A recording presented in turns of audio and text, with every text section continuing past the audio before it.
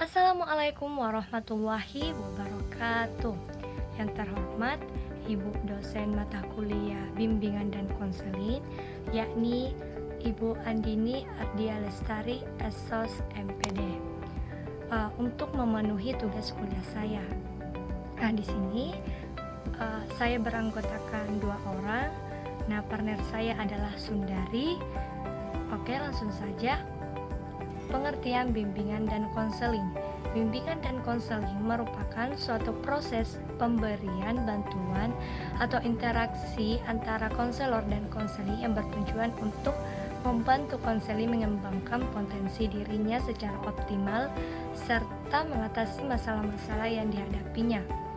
Kerangka ilmu bimbingan dan konseling didasarkan pada pengetahuan filosofis, psikologis, dan sosiologis, sehingga bimbingan dan konseling dapat memberikan pendekatan yang sesuai dalam membantu perkembangan individu. Melalui bimbingan dan konseling, individu diharapkan dapat memahami dirinya, mengarahkan dirinya, dan mewujudkan dirinya sesuai dengan potensi yang dimilikinya. Poin kedua yaitu latar belakang munculnya bimbingan dan konseling. Gagasan munculnya bimbingan dan konseling berawal dari pengalaman manusia yang dihadapkan dalam berbagai tantangan dan perubahan dalam kehidupan, seperti kolonialisme, ekspansi industrialisasi, dan periode nasionalisasi. Perubahan-perubahan ini menimbulkan kebutuhan akan suatu gerakan kemanusiaan yang dapat membantu setiap individu dalam menghadapi permasalahan-permasalahan dan mengembangkan potensi yang ada dalam dirinya.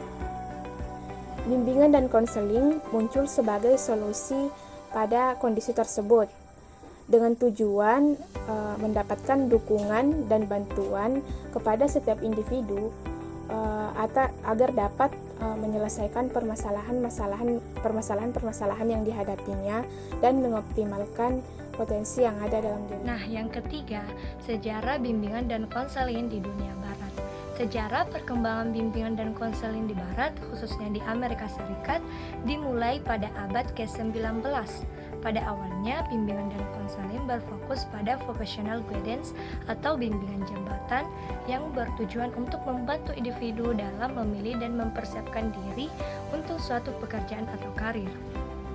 Nah, seiring dengan perkembangan waktu, bimbingan dan konseling kemudian berkembang menjadi lebih komprehensif, mencakup berbagai aspek kehidupan individu seperti akademik, pribadi, dan sosial.